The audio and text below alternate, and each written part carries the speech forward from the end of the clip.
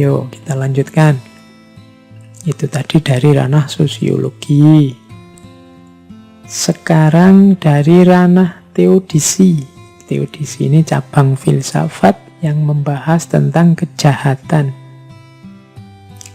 Ini dulu mungkin saya ingat pernah ngaji satu sesi khusus tentang kejahatan.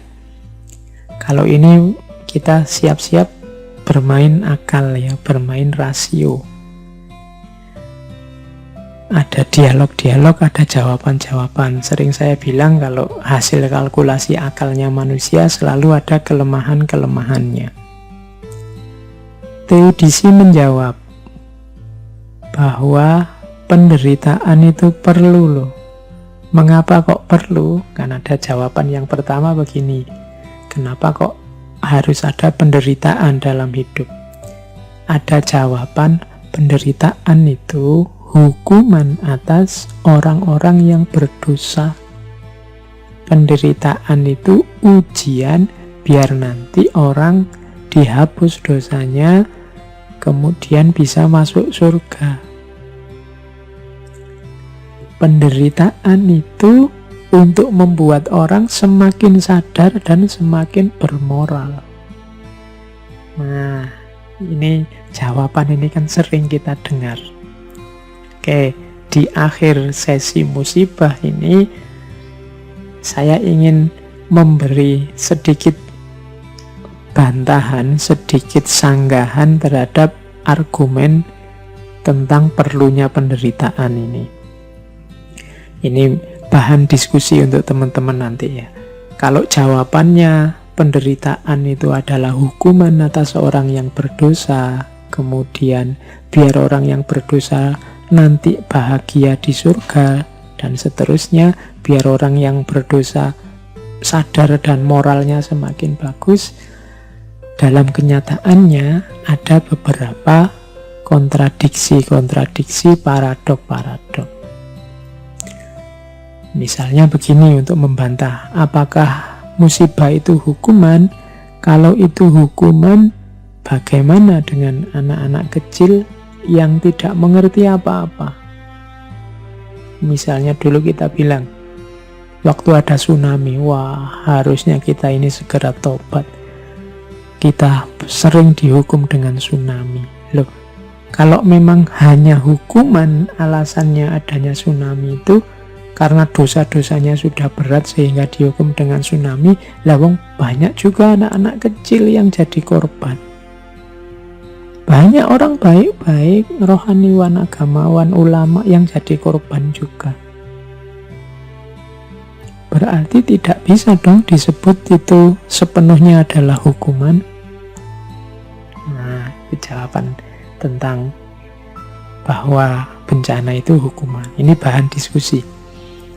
Yang kedua, nanti yang dapat bencana di dunia akan mendapatkan balasannya di surga. Ini bahan diskusi ya, saya tidak bilang bantahan ini pasti benar. Ada yang bantah begini, loh kenapa kok harus ada bencana? Bencana itu biar kita nanti susah di dunia, senang di surga. Loh apa Allah itu kan maha baik. Masa Allah mau memberi kita surga aja syaratnya begitu beratnya? Nah, itu ada yang membantah begitu. Kalau Tuhan mencintai kita, mengapa sih kita harus disiksa dulu sebelum kita masuk surga? Nah, ini kritik terhadap yang menjawab tadi, bahwa hukuman dengan bencana itu nantinya akan mendapat balasan di surga. Silahkan nanti teman-teman ya jadi materi diskusi. Terus yang ketiga tadi juga bilang, loh ini biar moralnya orang jadi baik no. Dengan bencana kan nanti orang jadi sadar. Dalam kenyataannya ada loh yang gara-gara bencana orang tidak jadi sadar, tapi malah putus asa, merasa hidupnya hancur. Jangan-jangan juga malah ada yang murtad. gara-gara ada bencana. Nah, ini juga bahan. Saya bilang tadi, apapun itu, kalau masih pemikirannya manusia, pasti ada celah-celah yang bisa didiskusikan. Karena manusia cirinya tidak sempurna. Terus, itu jawaban pertama. Kalau ada yang bilang penderitaan, musibah itu perlu sebagai hukuman atau balasan nanti di surga, atau demi orang naik level semakin baik secara moral. Yang kedua, kalau ada yang bilang begini, musibah itu harus dilihat secara luas, jangan dilihat parsial. Coba kita cek, jumlah orang yang mengalami musibah pasti lebih sedikit daripada orang yang tidak mengalami musibah. Berarti kebahagiaan lebih banyak daripada penderitaan. Secara umum alam ini sebenarnya tertib. Nah, oke. Nah, ini jawaban ini juga bisa dibantah.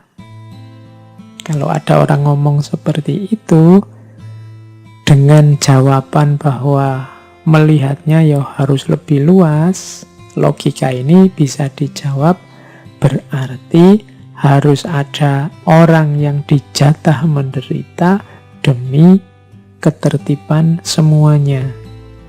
Berarti ada kebahagiaan orang-orang tertentu yang ditukar dengan kebahagiaannya semua orang. Ini juga bantahan terhadap jawaban bahwa lo musibah itu ya melihatnya secara luas, nanti banyak hikmah, banyak manfaat yang kita ambil dari sana. Ini bisa dibantah, kebahagiaan kok ditukar, kebahagiaan orang tertentu ditukar dengan kebahagiaannya banyak orang.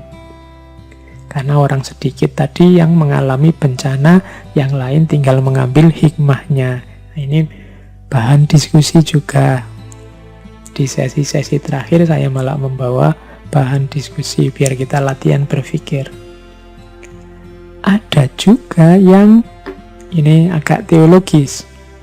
Kalau ada orang tanya macam-macam tentang bencana, apakah bencana itu, terus dibantai, terus dijawab begini, sudahlah kita ini manusia, jangan banyak protes. Allah lebih tahu segalanya, sudahlah diam saja. Nah, itu ya kalau ini bisa dibantahnya gampang. Lu masa orang yang mengalami kesulitan, orang yang merasa diperlakukan tidak adil, tidak boleh protes. Allah kan maha baik, Allah kan maha kuasa, tidak apa-apa dong kita mengadu padanya. Itu contoh bantahannya. Nah, jadi ini sesi teodisi. Teodisi itu memang salah satu cabang yang sampai hari ini tidak selesai membahas tentang penderitaan, musibah, bencana, dan dihubungkan dengan Tuhan. Ada juga argumen yang membantah, yang tidak mau menyambungkan bencana dengan Tuhan. Jadi kan ada orang-orang tertentu yang menganggap bahwa bencana itu sumbernya Tuhan. Orang-orang ini merasa Tuhanlah yang menyebabkan kesengsaraan ini, Tuhanlah yang menyebabkan kesulitan ini, Tuhanlah yang menyebabkan musibah ini. Ada yang menjawab bantahan itu. Yang pertama, apa iya Allah jadi sumber penderitaan? Kalau ada orang ngomong seperti ini, pandangan seperti ini dianggap kontraproduktif. Kontraproduktif itu justru menyusahkan. Alasannya apa? Yang pertama, Allah itu kan kita yakini maha kuasa, maha baik. Kalau dia maha baik, kontradiktif kalau keburukan itu dinisbatkan pada Allah. Yang baik ya menghasilkan yang baik. Kok ada penderitaan, ada kesalahan, ada keburukan, itu berarti manusia yang menjauh dari kebaikan. Yang kedua, penderitaan itu apapun jenisnya, meskipun dirasakan sakit, sebenarnya ada tujuan baiknya. Ini bantahan kedua terhadap yang bilang bahwa Allah sumber penderitaan. Allah yang maha kuasa pasti dan maha baik, pasti punya tujuan baik dengan yang kita rasakan sebagai penderitaan, yang kita anggap sebagai menyusahkan kita. Kalau pakai analogi ya seperti anak kecil yang dilarang main game terus-terusan misalnya. Anak kecil yang dilarang main game terus-terusan ini menderita kan, karena dia pinginnya main game terus-terusan. Orang tua yang melarang ini tahu kebaikan apa yang nanti akan lahir kalau dia tidak terus-terusan main game. Meskipun oleh si anak dianggap sebagai penderitaan. Biar saja dia menderita sekarang karena dia akan mendapatkan manfaat besarnya besok. Bantahan yang ketiga. Pandangan bahwa Allah adalah sumbernya keburukan ini akan menyulitkan nanti dalam upaya untuk rekonstruksi, dalam upaya untuk menyembuhkan orang-orang yang kesulitan karena bencana. Karena kalau Allah sumber penderitaan, berarti kita tidak punya hal lain di luar hidup ini tempat kita bergantung.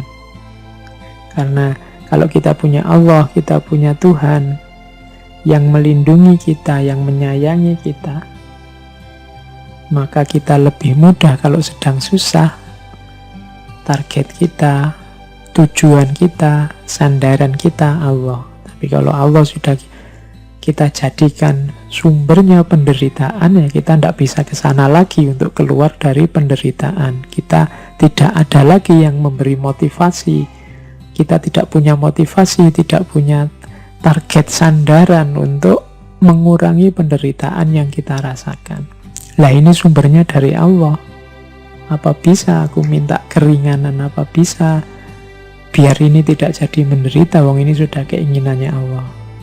Nah, jadi ini argumen ketiga ini ingin bilang bahwa Allah jangan disebut sebagai sumber penderitaan. Karena kalau kita sedang menderita, pelarian kita yang terakhir itu Allah, Tuhan. Kalau dia diposisikan sebagai sumbernya penderitaan, nanti kita tidak bisa lagi lari ke Allah saat menderita. Oke, itu dialog-dialog filsafat tentang penderitaan. Ya monggo nanti untuk bahan diskusi. Saya bilang tadi, pikiran-pikiran filsafat itu ya produk berpikirnya manusia, yang pasti tidak ada yang sempurna. Selalu ada titik-titik lemahnya tempat kita untuk mengkritisi.